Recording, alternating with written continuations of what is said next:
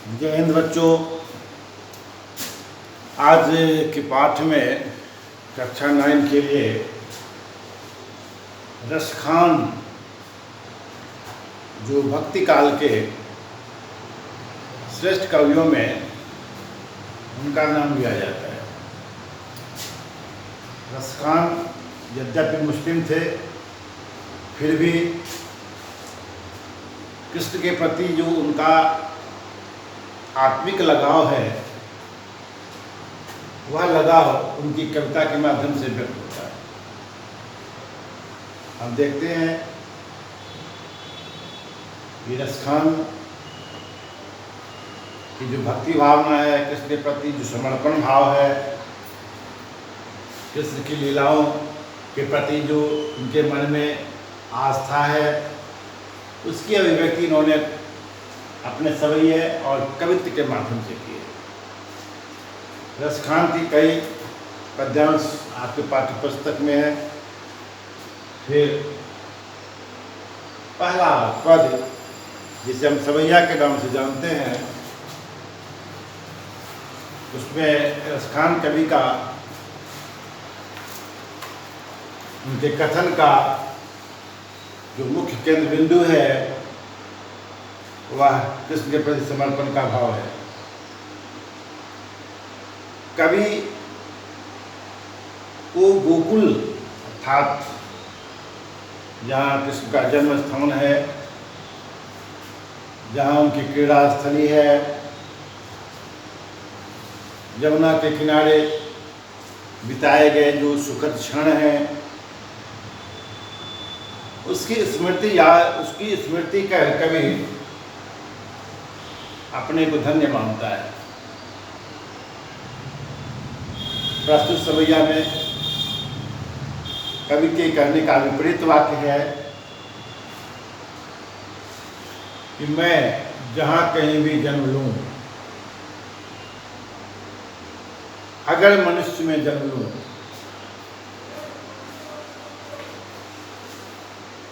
जीव आत्मा का प्रतीक है। आत्मा परमात्मा में अभेद संबंध है। हिंदू लौकिक में पुनर्जन्म की आस्था है। कवि कहता है कि अगर मैं मनुष्य में जन्म लूं, अगर कहता है, निश्चय नहीं है, क्योंकि यहाँ निश्चय होता भी नहीं है। पुनर्जन्म के बाद जीव किस योनि में जन्म लेगा, इसकी कोई संभावना नहीं होती है, कोई निश्चितता नहीं होती है। लेकिन कभी अनुमान लगाता है कि अगर मैं मनुष्य में जन्म लूं तो ब्रज में जन्म लूं, और ब्रज में भी कहा तो गोकुल गांव में, मतलब कन्हैया का जन्म गोकुल गांव में हुआ था। उनकी क्रीड़ा स्थली गोकुल गांव थी, यमुना का किनारा था। तो कभी गोकुल गांव में जन्म लेकर श्री कृष्ण की जन्मस्थली का अवलोकन करना चाहता है। अर्थ देखिए, सामान्य अर्थ क्या है इसका? मानुष हो तो वह रसखानी।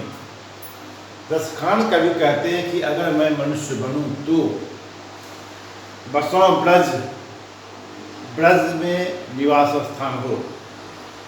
ब्रज में भी कहा, गोकुल गांव के कारण,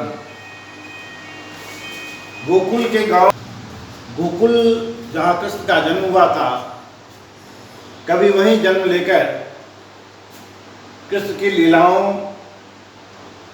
और उनके स्थलों का निरीक्षण करना चाहता है। जहाँ पशु हो तो कहा वसुदेव चरौनित नंद के धेनु में। अगर मैं पशु में जन्म लूं, पहली शब्द क्या थी कि अगर मैं मनुष्य में जन्म लूं तो गोकुल में जन्म लूं, जो ब्रज स्थित है, क्योंकि कृष्ण का जन्म वहाँ हुआ था और उन्होंने ब्रज में अनेक लीलाएं की थी। फिर दूसरा विकल्प है, अगर मैं मनुष्य में जन्म नहीं लूं क्योंकि जन्म की निश्चितता नहीं होती कि आप किस योनि में जन्म लेंगे। तो कभी संभावना व्यक्त करता है कि अगर मैं पशु में जन्म लूँ, जाओ पशु हो तो कहा बस मेरे चरौनित नंद की धेनु धारा, तो गाय में जन्म लूँ। कौन सी गाय? गाय तो असंख्य है, हर एक जगह गाय है। अगर नहीं, नंद की गाय के बीच में रहने वाली गायों के रूप में जन्म लूँ, जिसे कन्हैया चराते थे ग्वाल बालसखाओं के साथ। वे उपवन में गायों को चराते थे, मैं उस गायों के बीच में जन्म लूँ जिसे कन्हैया का साचर प्राप्त था। पान हो तो वह गिर को, अगर मैं पत्थर में जन्म लूँ। पत्थर का अभिप्राय यहाँ काकी नहीं, वह पत्थर जो गोवर्धन पहाड़ के रूप में जाना जाता है। अर्थात गोवर्धन पहाड़, ये कहानी है, उसमें एक लंबी कहानी है, उसको फिर कभी हम आगे बताएंगे। तब तक यहाँ आप यह देखें कि कभी जन्म लेना चाहता है तो कहाँ, वह पत्थर के रूप में जन्म लेता है। कौन सा पत्थर? गोवर्धन पहाड़ का पत्थर, जिस गोवर्धन पहाड़ को भगवान कृष्ण ने ब्रजवासियों की रक्षा के लिए, जो कभी इंद्र के कोप का शिकार हुए थे, वे उस पत्थर के रूप में जन्म लेना चाहते हैं, जिस पहाड़ को कृष्ण ने अपनी अंगुली से उसे धारण किया था, अर्थात उसे उठाया था, उसे स्पर्श किया था। पुरंदर कहते कृष्ण इंद्र को धारण करना,